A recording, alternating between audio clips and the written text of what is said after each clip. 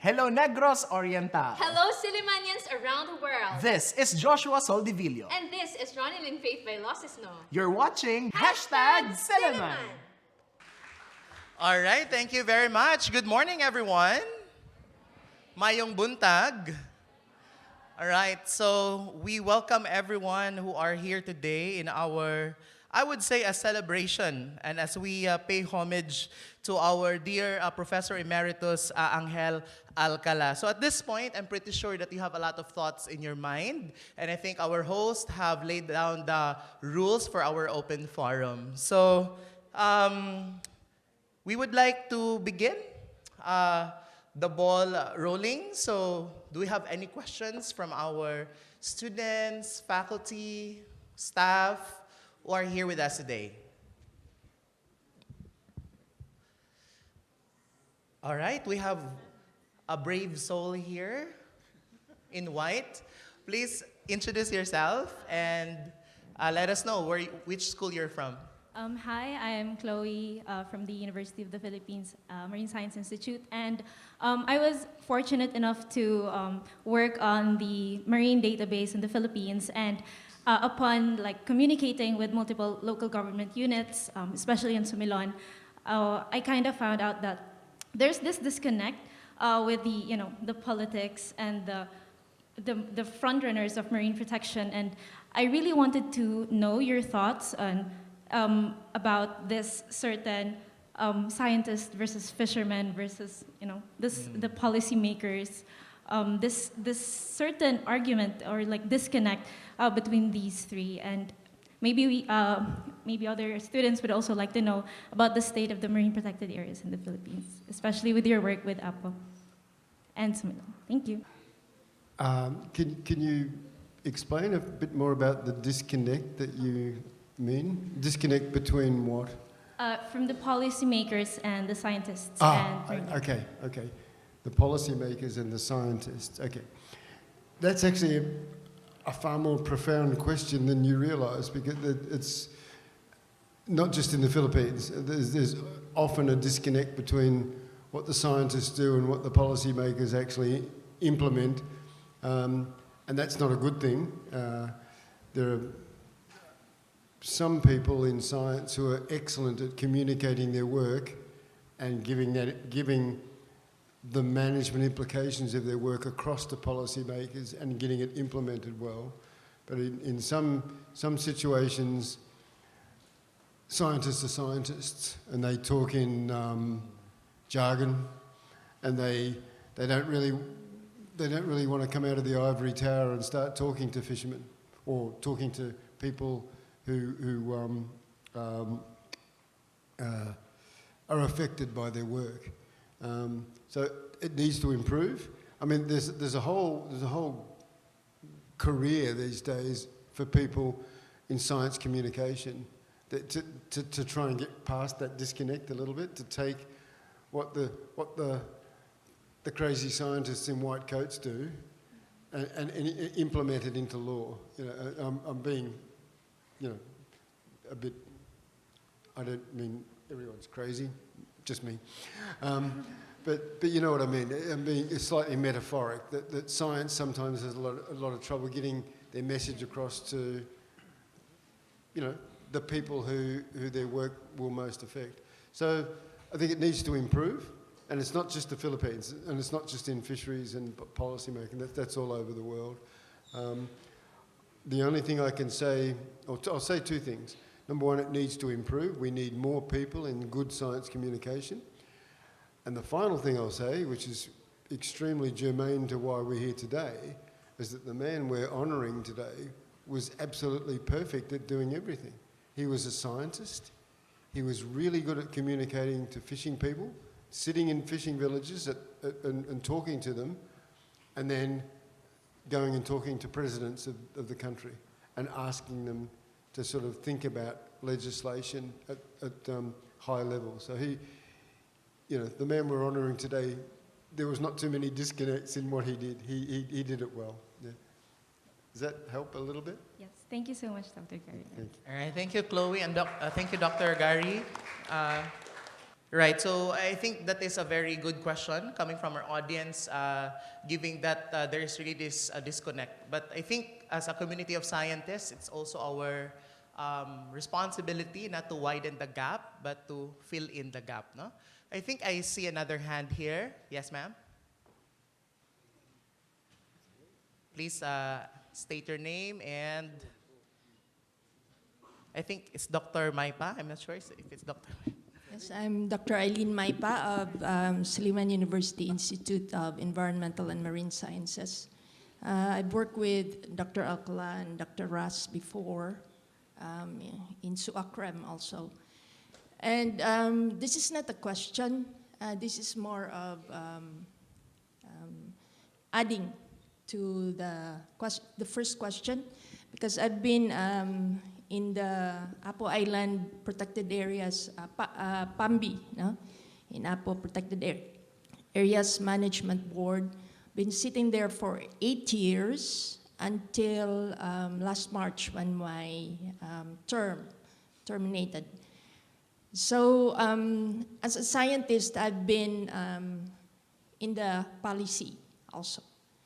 So actually, there might be some disconnect, but I think we need more scientists in the legislation, like what Dr. Alcala did. And also, we have very beautiful laws in the Philippines. If you read through RA 8550, which is now amended as RA 10654, the Fisheries Code of the Philippines, the local government code that was mentioned earlier, we have very beautiful laws. It's just our enforcement. And it has to come, like what Dr. Alcala was preaching, and what he did was empowering people. So it has to come from us, not only that we blame the politicians for not doing this and doing that. We also have to do our part. Okay. Thank you, Dr. Maipa.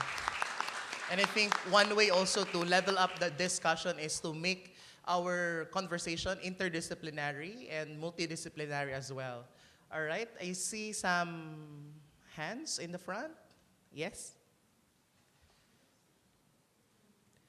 All right, while she's approaching the microphone, this Q&A session, by the way, will be aired this December 4, that's Monday, on Channel 6 Field Products Dumaguete on our show, #Silliman. By the way, congratulations for 40 years, and thank you for being with the late Dr. Alcala, and for helping the Philippines, especially with marine conservation. Now, this we might not be like helpful-looking youngsters here, but in this case, for example, going to Apo Island, like diving, around 18 meters. Last year, there were like about more than 10 tenoids, like the electric clams.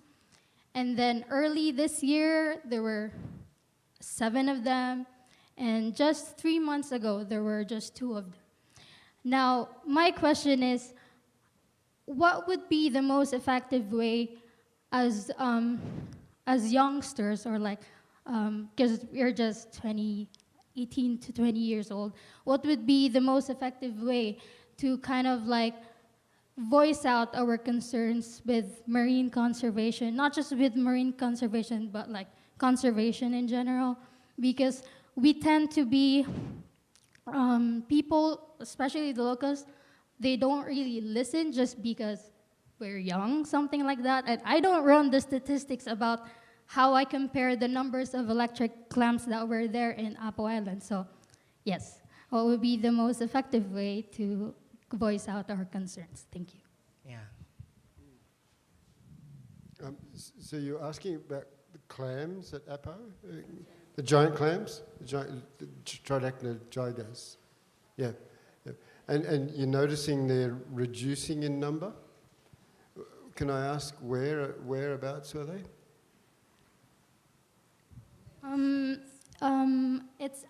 I'm not really familiar with the map of the Apo Island, but it's a little bit like at the back of the Apo Island, like sort of like down southeast, something like that. Asa? Yeah, that one. Mamsa Point. Mamsa Point. Oh, Mamsa Point. Wow. Way up on the northern tip of the island? Wow. And the clams are disappearing, did you say? Yes, that's what I have observed. But I don't know, maybe they were just like walking around, but it's just consistent that there's like a few numbers of clams that were not there anymore. They walk about as slow as I do. Okay, so that's a long way from the sanctuary, and it's one of the areas where, as far as I know, a lot of the fishing is done because of all the pelagics around the point. I have no idea why the clams would be disappearing. Every now and again, though, they do die of natural causes, of course. Were they big clams? Sorry, what was that? Were the clams that had disappeared, were they big? Not really. It's like 2 times my fist. Something like that. But they were those electric clams. Oh. Where you can actually hear them, like, their electric circuit while you're under the water, even though you have your scuba gear on. Okay, so they're small clams. Like Yeah, this. they're sort of like this flaming pink-red colors. Right. With like long things. But we're talking this size. Yes. Wow. And they were, they're beautiful clams. But, at that size, there's lots of It's things. pretty juvenile, yes. There are lots of things that can eat them, at that size. They can be predated. But it's not just that. Like, I mean, not just in Apo Island, but, for local fishermen, something like that. So, yeah, that would be... Let's get to the more general part of your question. Yes. Is how do you get young people listened to in marine conservation? Yes. Yeah. Okay. Good. That's an excellent question. How do we get our voices heard when we're young? Again, this is not a question that's specific to the Philippines. This is a general question all over the world. It's how do I get my voice heard? I'm trying to think back to when I was at your age and when I was in your position as an undergraduate.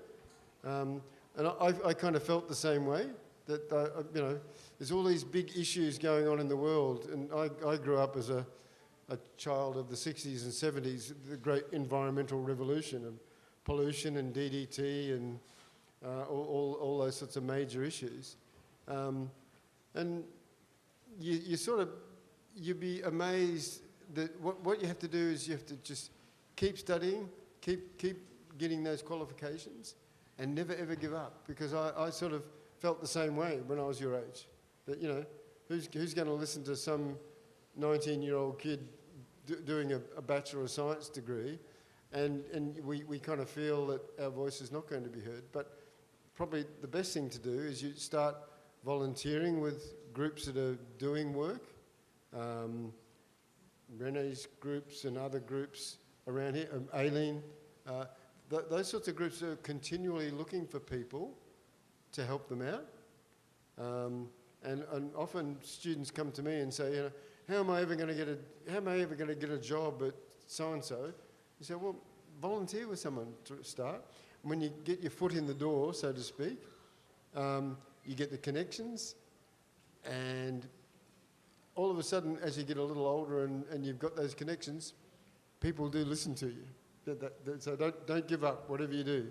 Don't give up. You just try and connect as well as you can to people doing marine conservation, and associate yourself with them, volunteer with them, maybe even, get taken along on field trips and so forth, and eventually you get your qualifications and your experience, and people will take notice. Don't give up. Okay, thank you very much, Dr. Russ. Indeed, no? I think I do agree that you have to start by volunteering and associate yourselves with... If you can get a job paying $200,000 a year, get that first. Right. After all, we are part of, this community. And I think we're just so blessed because this is one of the platforms where we began the conversation. And hopefully, this is also an opportunity for you to network and perhaps to join organizations and relevant communities as well. I think our professor here of biology, Dr. Ginoo, has some comments as well. A very short response to that question about how can young people like you get involved in terms of activities related to the environment. In Silliman, there is a program which we call Civic Ecology, and this is linked to your subject called GE7, Climate Change Effects on People and Ecosystem. The biology department offers this particular course. In this Civic Ecology program, students will have to propose a particular activity that is linked to the community. And many times, these projects would include coastal cleanup, mga steros, tree planting. But the question by Mary Chris gave us an idea that you can propose that particular civic ecology project. Just remember to connect always with the local community. Never start a program that you do not connect with your barangay captains or your local officials. Because in this way, you'll get support, and at the same time, the perspective will continually grow as a community of practitioners, particularly on environmental conservation. Anyway, that's just my short sharing. Yeah, thank you. Very much, Dr. Robert. And in fact, if I may add also, we're actually inspired by the biology department. The STEAM strand of senior high school right now is also implementing civic ecology. And we call it Civic Ecology Reclaiming Broken Places. And we get also to connect with our local communities. And it is an interdisciplinary performance task with our philosophy classes where we also underpin the concept of ecosophy. Right? So hopefully we can also get more ideas from our biology department. All right. Very good exchange of ideas here. I think we have a question from this area. I think that's Pastor Kobe Palm. Thank you. My name's Kobe. When you're down and troubled and you need a helping hand, we are in a situation where we have a bit of ignorance going on around a reclamation that's happening out here, out in front of our waterways. And I would like a word of inspiration from your helping hand about reminding us what it was like at the Great Barrier Reef in the 1960s and how much of the Barrier Reef was tagged for fossil fuel reclamation and how that got turned around. Juicy question, Pastor Palm. Kobe, I could just about give you $100 later for that question. That's a fantastic... What a question. A question I wasn't expecting, but I have a slide in one of my lectures, and it's a map that was published in the main newspaper in the city of Brisbane. It's the capital of Queensland, published in 1969. And it showed that 80% of the Great Barrier Reef was under mining and oil exploration rights in 1969. Mining and oil exploration. The Great Barrier Reef in 1969. So there was a big problem in 1969 because in 1969 there were no exclusive economic zones in the world. They didn't come along until the 1970s. So in other words, the Great Barrier Reef sat in international waters, and those oil and mining rights were owned by international companies. So how do we turn that round? We turned it round in exactly the same way as Angel turned it round in the Philippines. People power. There was a lady called, a very famous poet in Australia called Judith Wright, who started the first national environmental conservation program or issue in Australia, and it was the Save the Reef campaign. And the people of Australia looked at the Great Barrier Reef and they said, we don't want international companies coming in and drilling for oil on this beautiful ecosystem, the largest, one of the most complex ecosystems in the world. Why should we allow international companies to drill for oil, drill it for calcium carbonate? Just why would you do that? And yet the mechanisms to stop that were actually, the legal mechanisms to stop that weren't actually there. But the people of Australia rose up in a sense and said, you know what? The Great Barrier Reef means something to us, and it's hard to find some analogies here that we would understand, but it's Uluru. Uluru is a great big rock in the middle of Australia that's extremely significant to Indigenous people. And it's an Uluru. It really means something to the Australian people, and the environmental issue was so dramatic that it led to legislation. They had a Great Barrier Reef Marine Park Act in 1975 that said no oil drilling, no mining. This is going to become a marine park. Okay, but that issue was difficult because legally legally the mining could proceed, but the Australian people said no, we don't want that. The unions, for example, Kobe got involved and said, well, you want to drill for oil on that barrier reef, you know, you ain't going to get anyone in Australia. Any union is never going to help you do that. So it was people. It's sort of the people rose up and said, no, we want that ecosystem to be protected. So. Kobe, I might give you $200 for that question. That was just perfect. I didn't set him up to ask that question. I can guarantee you. Does that sort of help, mate? It was really people wanting to conserve something that they thought was extremely valuable to the country. I think we need to be reminded it's people power, community power. This is what makes the difference.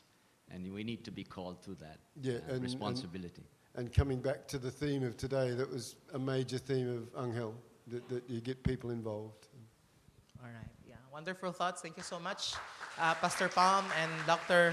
Russ. Indeed, no? And of course, in supplementary to this sort of people power, empowering our communities is also our effort to educate us, right? Because if we know better, then we can do better as well, right? So I think we're down to our last two questions in the interest of time. Anyone who has other questions? I see a student with an ID from Foundation University. Yes, you are recognized.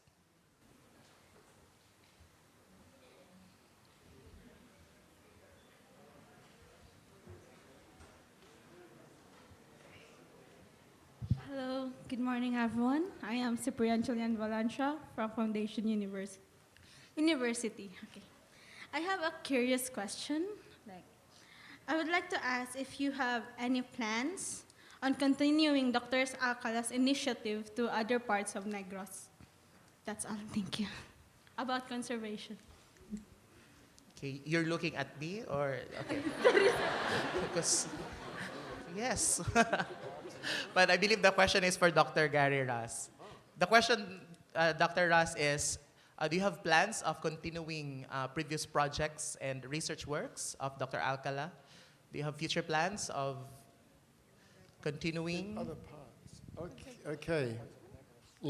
In other parts of Negros. Yeah, I do have a plan. He's sitting on my left arm.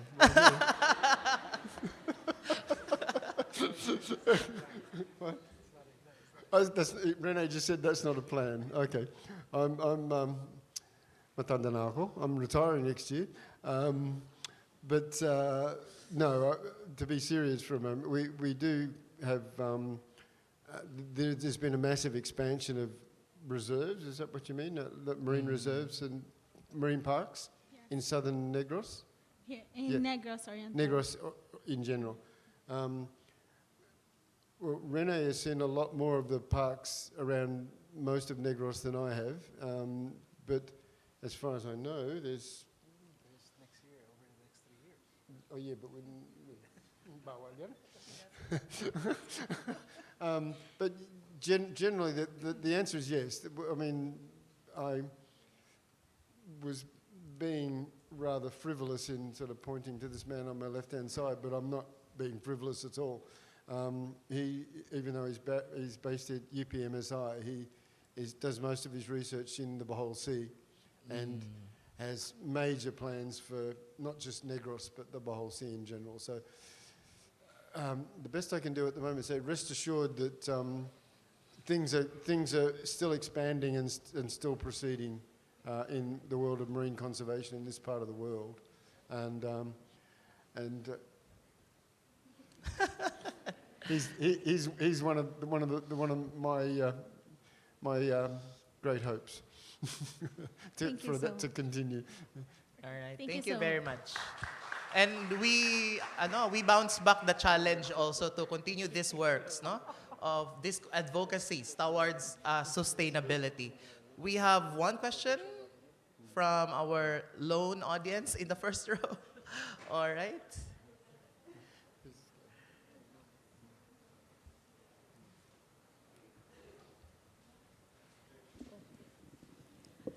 I just had a quick question about, like, personally, I've done some speeches with like Camotes Island for street dogs and encouraging people for like vaccination and better care and things of that nature. And when I've done these speeches in the past, it's very hard to get people to ask questions.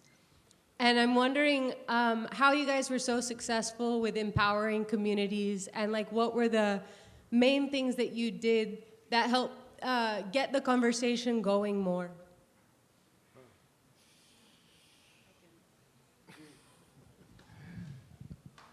Thank you for that question.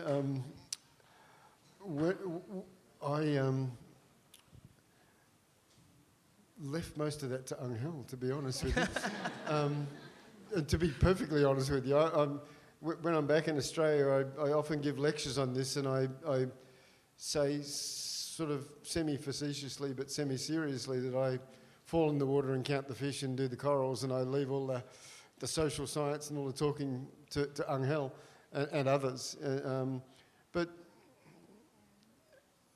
I do bask in the reflected glory of the great man, and I've sort of watched him and learned a little bit. I mean, to me, when you're trying to get people to communicate, you've absolutely, you've got to find some link. You know, you got to get that communication going.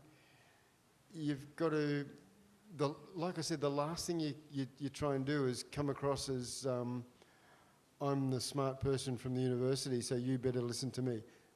Never, you know, and I'm not saying you did that. You know what I mean, though. It's a general thing that to try and get people to open up and talk.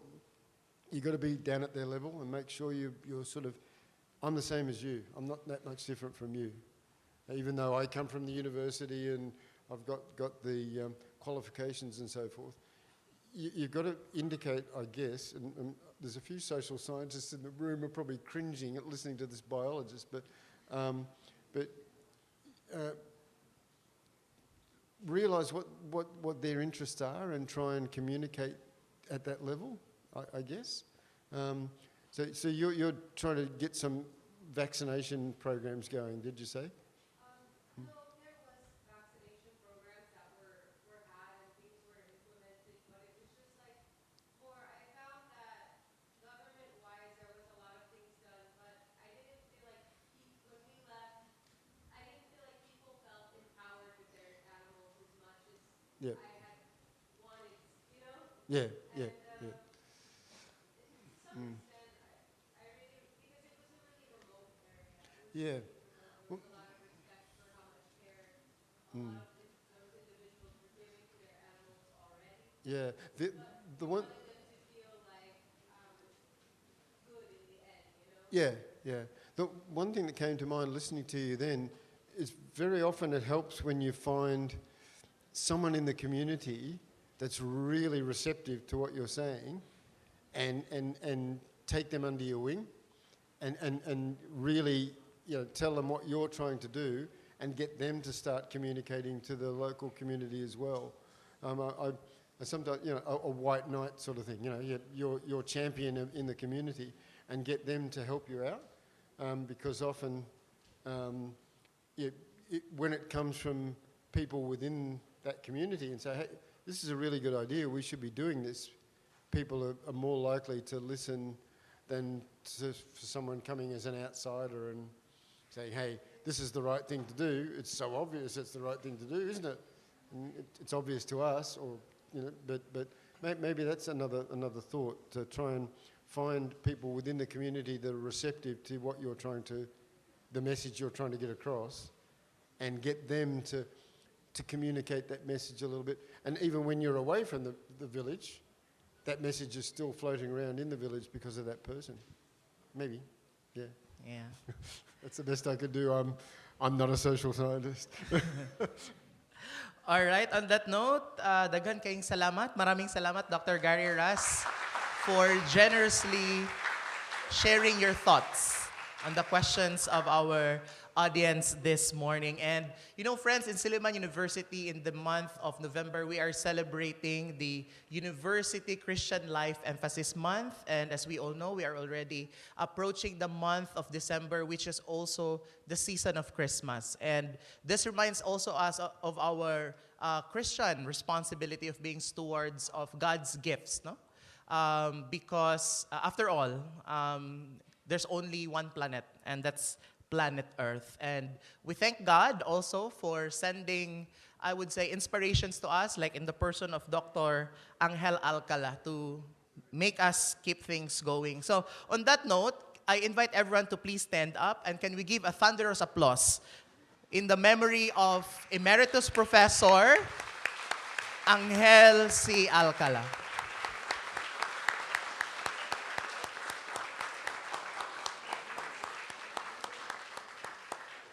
And we thank everyone here, especially our president, Dr. Betty Cernol McCann. Thank you very much, ma'am.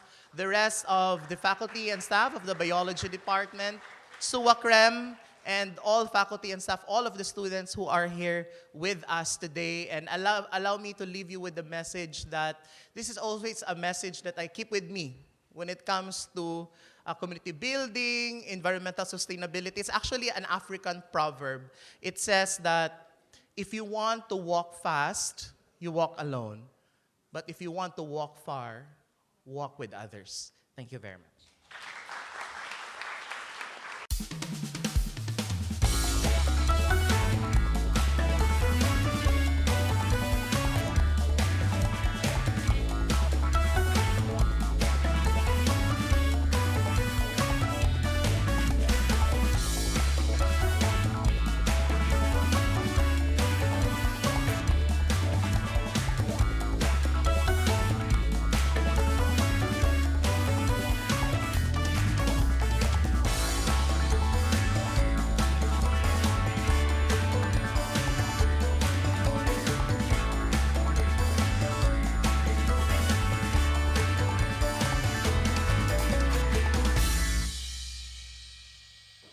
Hello Dumaguete, hello Sillimanians and friends of Silliman around the world. This is Joshua Soldivillo for #Silliman.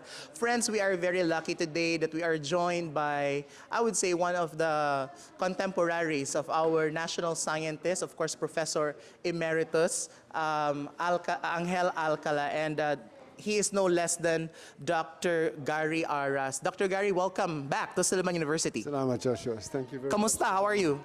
I'm very happy to be here, and wonderful to be involved in such a wonderful celebration and commemoration of the life of our national scientist, Dr. Angel Alcala. Right. It is just right and just to pay homage to all of his works, either in the areas of research, even up to the personal level of friendship that I'm sure that you have, and of course, among other of your colleagues, right? And what is your message, Dr. Russ, to everyone who attended the commemorative lecture this morning? The major message is, like I said, a commemoration and a celebration of the life of not just a national scientist, but the Apo Island Barangay Captain Mario Pascabello. Right. described him as not just a national scientist, but a national hero. And he's a Sillimanian and born in this part of the world, comes from this part of the world, a passionate Visayan, and a real hero of the Philippines in environmental management, environmental research. Right. What is your message to the young ones right now, especially that they're the next generation, to continue this groundworks that Dr. Alcala has done for all of us? To take heed of his major messages, and that is that to get environmental science to work, you have to get the people involved in the environmental management. If you have an ownership of the concept of environmental conservation by the people, it'll work. Right. One of the questions that actually surfaced this morning, Dr. Russ, is about the disconnect between perhaps scientists, community, and even to policy making. What is your message also to all of the scientists who are kind of challenged in terms of implementing the ideals when it comes to preservation, sustainability, and even conservation? I'll make 2 points to that. The first is, like I said in my answer before, that there's a whole new career these days in science of science communication to try and improve or break down that disconnect between the ivory tower of science and the policymakers, trying to implement really good scientific progress and make it progress at the community and the human level. And the second point that I would make is that the reason we're here today is to celebrate one of the best science communicators I ever knew. Dr. Angel Alcala did science. He was a leading politician, but he was also a man of the people. He communicated his ideas down at the grassroots level, at the level of the people, and that's why he was so successful. All right. Dr. Russ, this is quite a personal question, but granting that Dr. Alcala is eavesdropping this conversation right now, what is your message for him? I was very fortunate yesterday Dr. Rene Abasamas took me to Angel's gravesite, and I had a few solemn moments sort of communicating with him. Right. And on a personal note, when I landed in Dumaguete 3 nights ago, as the plane landed, I thought, this is the first time I've ever come to Dumaguete and he's not here. And it was very sad to think that the person that's been, he met me at the airport the first day I came here in November 1982. Wow. And the first time I've ever been to Dumaguete, and he hasn't been around, and he's been an inspirational person to me, and hopefully to many, many of the younger people coming through, that environmental science and environmental messages are absolutely critical to keep the Philippines healthy and have food resources and conservation into the future. Right. And he was a great pioneer of that sort of work, but also a great person to continue that work on and try and inspire young people to continue the work. Inspire. Yeah. Okay, thank you very much, Dr. Russ. And to conclude our short conversation tonight, allow me to ask you a personal question again, because we are here now in the Yuletide season, so to speak. What is your Christmas wish for 2023? For the Sillimanians? Sillimanians, for the Philippines, for the world. Let's hope that my wish would be that we stay positive. Stay positive. Stay positive. There's so much going on in the world at the moment that it's so easy to look at it and be down and feel sad about what's going on in the world. But stay positive and always be optimistic about the future. All right, wonderful. Thank you very much, Dr. Garry Russ. It's our pleasure to have you on the show. Thank you. My pleasure, Joshua. Thank you so much for having me. Hey there, Sillimanians and friends of Silliman around the world. Daghang salamat for joining another episode tonight. Continue supporting our social platforms on Facebook. It's called #Silliman. Don't forget to like, share, and comment your favorite episodes. We also have a YouTube channel. It's called #Silliman. Don't forget to click the notification bell for you to update you with our recent posts, and see you there, friends. We're airing every Monday night. That's 8 p.m. by Channel 6 Phil Products, Dumaguete, and replays will be aired every Tuesday before the noontime news and Saturday after the noontime news. On behalf of Ronelyn, Vailoces-No, this has been Joshua Soldivillo. See you next week only here on #Silliman.